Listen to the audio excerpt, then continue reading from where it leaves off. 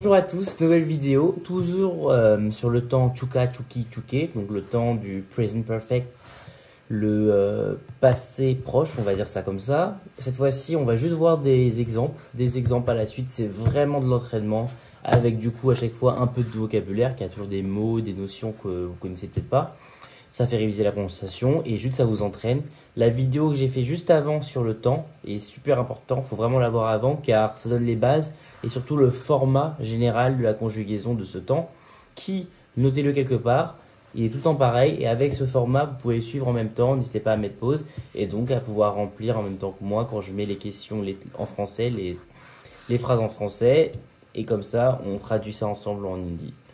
Donc voilà, c'est juste de l'entraînement. Merci, voilà, restez jusqu'au bout, essayez de vous entraîner. Ça fait toujours du vocabulaire aussi en plus. Merci. Allez, c'est parti. Il a déjà, il a déjà bu beaucoup d'eau. Ok.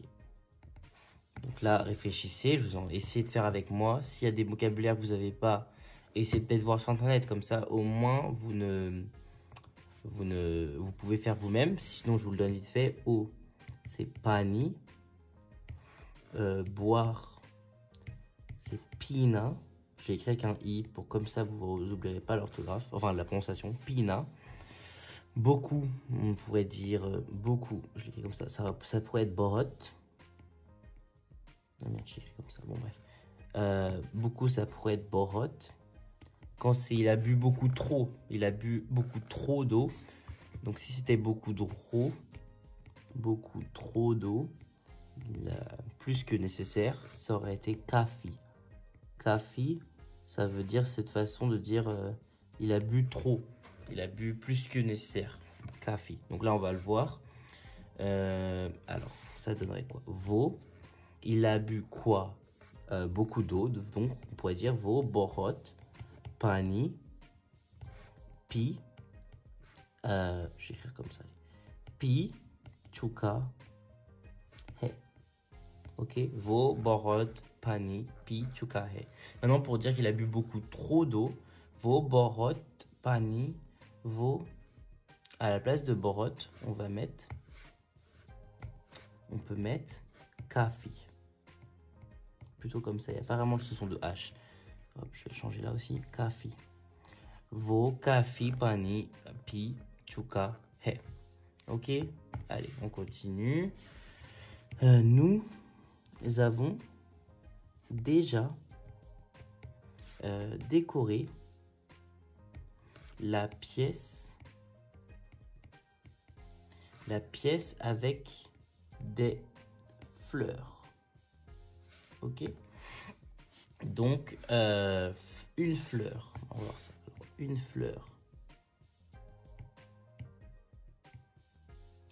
fleur, c'est, j'écris mal, putain. Une fleur, c'est full. Et maintenant, si on veut être au pluriel, surtout avec on va voir qu'il y a une spécialité en hindi. Le pluriel, il y en a souvent deux. Il y en a un normal et il y en a un quand il est suivi d'un mot, suivi d'un petit mot. Ça va changer. Et là, comme c'est avec des fleurs, ça va être le pluriel changé. Donc, pour l'instant, on va juste dire que le pluriel de fleurs, donc fleurs avec un S, c'est full long. Ok, donc maintenant on a presque tout. Décorer. Est-ce que vous l'avez? C'est ça, Jan. Attends, par contre là il faut pas que je perde le son. C'est Saja, Sajana. Ok, Sajana. C'est pour décorer. Et enfin pièce. Ça fait pas mal de vocabulaire. Une pièce, c'est ek, kam, kamra. Ok. Ou on peut dire aussi kambre. Je vais marquer pour changer kambre. Les deux passent. Kamra, je dirais que ça fait plus la chambre, alors qu'une pièce en général, kambre. Donc là, on a tout.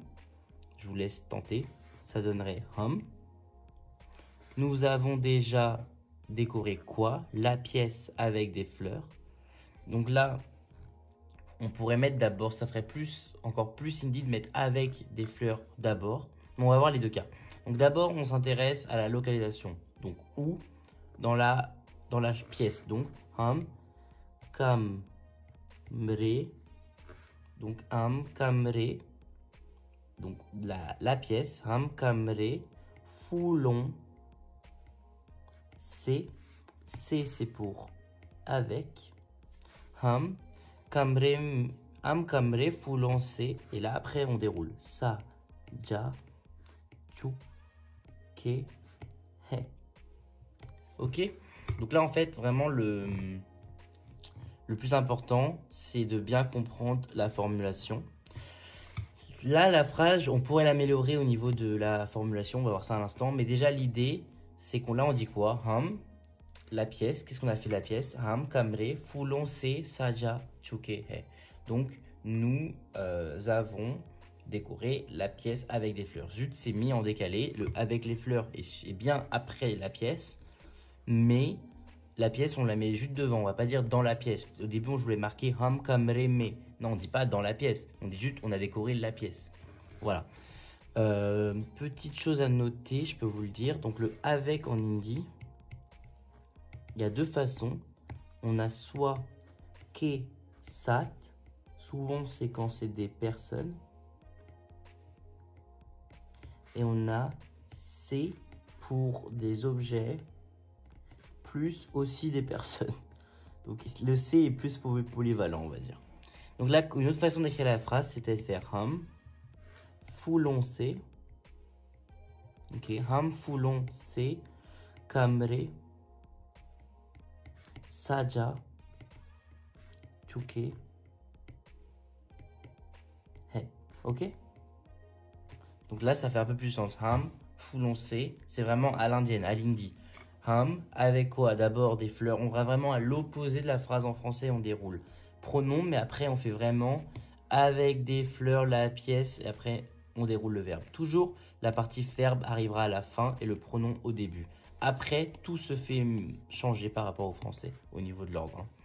Ok, je continue, je continue. Ils ne sont pas encore arrivés.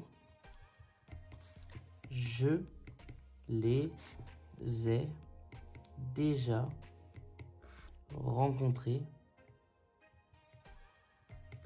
auparavant. C'est intéressant cette phrase parce qu'on va pouvoir utiliser deux temps du passé. Ils ne sont pas encore arrivés, il n'y a pas ce déjà. Donc on va pas pouvoir utiliser le temps qu'on vient de voir. Donc pour dire ça, on va dire... en vrai, on va même pas dire... bon, on peut dire vos log, qui est égal à V, donc il. Habitak, donc pas encore, c'est habitak. C'est vrai que là, je vais peut-être un peu vite. Voilà, habitak, c'est encore. Volog, habitak, nehi. Mais je vais un peu vite, c'est parce qu'on l'a pas vu ce temps, donc c'est un peu compliqué. Nehi, aye, he. Donc là, on l'a pas encore vu, mais c'est juste, on est dans une histoire de passé, mais il n'y a pas ce déjà. Ils ne sont pas encore arrivés. On aurait pu aussi utiliser un des autres temps avec l'IA. En tout cas, on ne peut pas utiliser notre temps de Chuki Chuka. Ça, non, pas là. Par contre, je les ai déjà rencontrés auparavant. Là, c'est possible. Je vais donner un peu de vocabulaire pour que vous tentez de le faire. Donc, rencontrer à l'infinitif et auparavant. Donc, rencontrer, on l'a déjà vu, c'est milna. C'est pour ça qu'on dit au revoir, on dit fir milenge. On le conjugue au futur. On se reverra, comme en français, au revoir. Donc voilà. Et tac. Et donc, pour dire auparavant, on va dire pele. Pele, ça veut dire avant, auparavant. Pele. Pele et l'autre milna. Donc, je mets les avec un S. J'avoue que je ne vous ai pas donné. Les avec un S, on va dire ou c'est. Ok. Ou c'est. Ou. Non, pas qu'est-ce que je dis. Pardon. Un c'est, parce que ou c'est c'était le, là on veut les. Un c'est ou hun he. Donc là on va utiliser ou c'est. Un c'est. Donc mais. Un c'est. là, il faut mettre le auparavant. Il faut mettre la temporalité. Mais, unse, pele, pele, ok. Et après, on déroule. Mais, unse, pele, donc, 1000, chuka. Ok. Et si on voulait dire, je ne les ai pas encore vus, mais, use, pele, nehi. Là, on rajouterait nehi. Donc là, je le montre entre parenthèses parce que c'est pas la phrase. Ham, use, pele, nehi, 1000 chuka. Ok.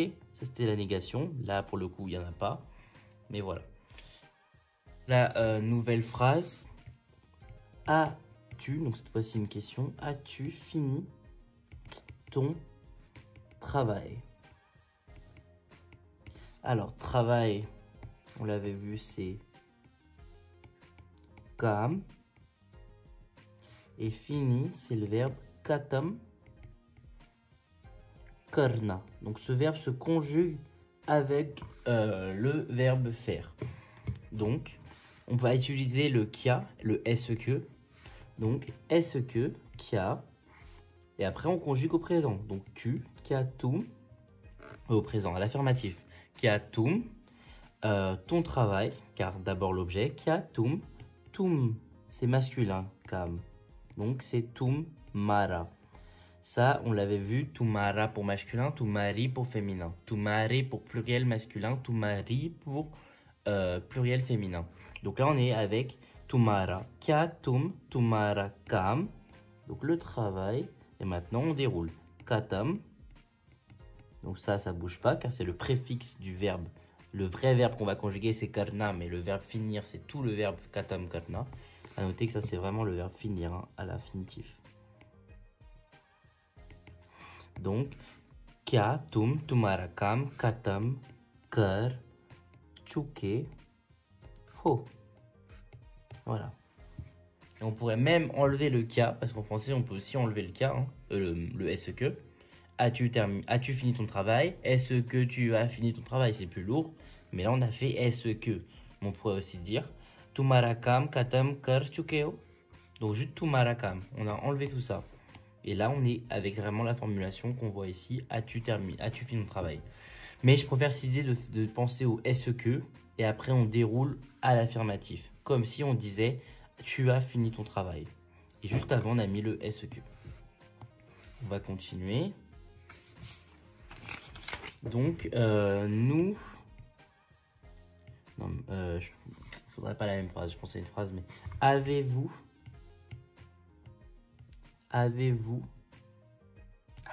Avez-vous déjà lu ce livre? Alors... Lire, c'est le verbe, peut-être que vous le savez, pardna. On l'a vu encore une fois. Donc le verbe pardna, c'est le, du coup, c'est pour dire ce livre. Si on le voit, donc il est devant nous, on va dire is. Si c'est devant nous, donc peut-être le cas présent. Sinon, si on parle juste d'un livre mais qu'il n'est pas devant nous, on dirait us. Ok. Et donc pour finir, livre, c'est masculin et c'est kitab. Kitab. C'est masculin. Donc, avez-vous déjà lu ce livre? Avec le SQ, kia. Et après, on déroule au présent. Vous avez déjà lu ce livre. Donc, le vous, c'est ap. Vous avez lu quoi ce livre? Donc là, on met l'objet. Is kitab. Kitab. Après, on met le radical du verbe et on conjugue comme d'hab. Donc, pard. À ce niveau-là, je pense que vous pouvez déjà former vos phrases. J'en doute pas en tout cas. Kia, ap, is kitab, pard, chuke. Hein. Et donc, on peut mettre l'interrogation. On aurait pu dire juste is kitab, pard, chuke, hein, en mettant l'interrogation. Ça aurait marché aussi. Mais pour vraiment apprendre bien, on fait avec le SQ. Allez, j'ai envie de vous balancer pas mal de phrases. Ça fait peut-être beaucoup de connaissances. Peut-être je vais un peu vite, mais en revenant dessus, j'ai pas besoin de faire une deuxième vidéo sur ce temps. elle sera, ouais, il y a beaucoup de choses déjà et beaucoup d'exemples. Il n'y a pas besoin pour vous de chercher des exemples et dire ah ouais, mais peut-être ça s'applique pas. On voit tellement de cas différents que vous voyez comment vraiment ça se forme sur vraiment une divers cas. Donc là, on va avoir une petite phrase. Les enfants sont fatigués après avoir joué. Ok? Pourquoi j'ai mis 2 points? Voilà. Donc là, pareil, le vocabulaire. Enfant. Un enfant, vous savez peut-être, c'est batché. Enfin, batcha. Un enfant, c'est batcha. Mais là, du coup, comme on est sur plusieurs enfants, donc des enfants, c'est batché. Et ce que je vous disais là, c'est que si on avait avec des enfants, donc avec des enfants, on dirait pas batché kesat, on dirait batchon kesat. Comme il y a un petit mot qui suit le pluriel, on va utiliser directement. On va pas utiliser la forme du pluriel classique batché, mais on va utiliser batchon. Donc je pourrais mettre des enfants suivis d'un, du coup on va dire, on va appeler ça un suffixe. Ce serait batchon. Pourquoi j'ai mis batchon? Voilà. Mais là on va rester avec batché car on commence par les enfants. Alors fatigué. Alors fatigué, c'est en plus une expression. C'est directement tac. Pourquoi j'ai pas? Fatigué, c'est tac. Il n'y a pas de verbe pour en parler, mais on va utiliser directement le radical tac. En vrai, pensez comme s'il y a un verbe fatigué, mais ça ne dit pas. On ne dit pas en français si on conjugue le verbe. Je fatigue, tu fatigues, il fatigue. Bah, c'est pareil. Le verbe fatigué à l'infinitif, on va faire ça. De toute façon, le verbe fatigué à l'infinitif, c'est takna. Mais au présent, on va pas dire. Enfin, j'ai pas envie de l'écrire. Parce qu'au présent, on va pas dire mais taktahun, comme on l'a. Voilà. On va dire mais takhun. Donc, on va vraiment garder fatigué, c'est tak. On utilise toujours tak. Ok? Donc, là, on va dire. Est-ce que j'ai tous les mots? Après, on va dire on l'a vu ensemble. Jouer, on l'a vu. Je vous invite à voir les autres vidéos. Ça vous fera réviser. Juste après, j'avoue que enfin, on l'a vu, mais je vais le remettre quand même. Donc, ke bad, c'est après. On a aussi fir, mais là, c'est quand c'est quelque chose de plus proche. Après quelque chose, on dit ke bad. Donc maintenant, on a tout. Il faut juste assembler. Les enfants sont fatigués après avoir joué. Le pronom, c'est les enfants. Donc, on va commencer quand même par batché. Batché. On sait que c'est il avec un S. Donc, ça va finir par he. Ok. Si on faisait vraiment dans ce sens, on sait que juste avant le he, ça va être tchouké. Parce que c'est il avec un S. Voilà. Là, comme ça, on voit comment la formulation marche bien.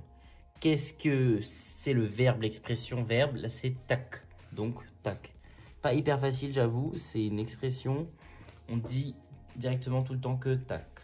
Batché, tac, voilà. Maintenant, il manque plus. Ils sont fatigués après quoi? Donc, après avoir joué. Donc, alors, on va mettre quel nez. Quel. Qu'est-ce que moi j'écris quel? Quel, parce que le verbe jouer, c'est quel na. Donc, quel nez. Quel nez que bad. Batché, quel n'est que bad, tak tchouké. Là, la phrase, elle est correcte, elle est validée. Ok? Ce qu'il faut comprendre dans cette phrase, plusieurs choses. Déjà, on a vraiment maintenu le côté pronom. Là, on a la formulation finale, avec donc la formulation verbe. Là, on est le radical verbe. Juste là, c'est un peu plus une expression, mais c'est un peu le seul cas. On n'utilise que tak, mais il n'y a pas vraiment de verbe takna. Donc radical. Et là, on a l'objet. Ok?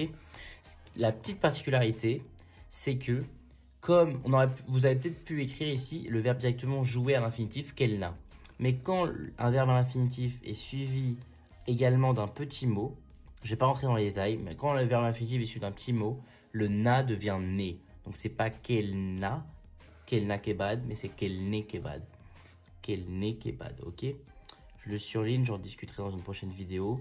Mais juste si vous voulez vraiment le noter, c'est parce qu'il y a le kebad que c'est pas na mais ne. Bon, je pense que là vraiment on est pas mal. J'en fais une petite dernière qui, bon, c'est pas hyper heureux ce que j'ai en tête. Je n'ai pas été heureux avec. Je suis pas heureux, on va dire. Je ne suis. Bah non, parce que attendez. Je n'ai pas. Je vais utiliser du passé, même si c'est pas la meilleure phrase pour illustrer au moins. Ouais. Je n'ai pas été heureux avec ma vie jusqu'à présent. C'est un peu glauque, bref. Jusqu'à présent. Donc le jusqu'à présent, c'est, on a vu, pour présent c'est abi ou ab, et jusqu'à c'est tak. Donc c'est ab tak. Ab tak. Ma vie, donc une vie, c'est, on l'avait aussi vu une fois, c'est zin de gi, ok, et c'est féminin. Et heureux, vous allez voir, c'est vraiment plutôt simple. Heureux, c'est couche. Je n'ai pas été heureux avec ma vie jusqu'à présent. On commence par quoi? On commence par le pronom mais. Là, je vais faire dans l'ordre. Donc après mais, on va utiliser du coup la temporalité arrive d'abord. Mais jusqu'à présent. Mais, ab, tak, toujours temporel. Pronom, temporalité, localisation, géographie, objet, conjugaison du verbe et c'est fini. Mais, ab, tak. Et là, du coup, l'objet. L'objet, d'abord le plus éloigné et après le côté ne pas avoir été heureux. Donc d'abord, c'est avec ma vie. Avec, on a vu, c'est parce que là, on n'est pas sur un objet. Donc le avec, c'est c'est. Et ma vie, vie, on a vu. Et ma, c'est soit mera quand c'est masculin singulier. Meri, c'est féminin. Singulier plus pluriel. Et après, mere pour masculin plus pluriel. Ok, donc là on est dans le cas de meri parce que zindagi, vie et féminin. Donc mais aptak meri zindagi c'est, voilà. Et maintenant on déroule. Donc mais aptak meri zindagi c'est, donc le c'est, pourquoi? Parce qu'on a dit que c'était avec. Mais aptak meri zindagi c'est. Après on déroule. Heureux, couche. Et donc le nehi va arriver toujours juste avant tout ce qui est terminaison, conjugaison. Donc là on met le nehi et après on déroule. Le verbe ici c'est le verbe avec été, donc le verbe être. Comment on dit le verbe être en hindi? C'est le verbe hona. En prenant que le radical, c'est o, chuka pour finir, donc chuka. Mais aptak mere zindagi se kuch nahi ho chuka hun. Bon, un peu glauque, un peu triste, mais en tout cas, je pense que là, on a vu vraiment beaucoup d'exemples. Voilà, merci d'être resté jusqu'au bout de la vidéo. Je voulais vraiment vous donner plus de solutions clés en main afin que vous puissiez voilà, vous entraîner, apprendre plus de vocabulaire et aussi vraiment être complet sur le sujet pour pas y revenir tout le temps et passer vraiment à de nouvelles notions. Sachant que voilà, maintenant, je pense que sur Chuka Chuki, vous avez les connaissances. Donc comme j'ai dit la dernière fois, n'hésitez pas à liker, à commenter, à vous abonner, vraiment ça m'aide beaucoup, à partager aussi. Et envoyez-moi un mail à langmaster@gmail.com pour des informations sur ma formation, sur les cours particuliers, sachant que je donne un premier cours gratuit pour comprendre un peu votre situation et voilà tout ça. Et voilà, continuez à me soutenir, merci de rester jusqu'au bout et à bientôt dans une nouvelle vidéo. Firmilingue.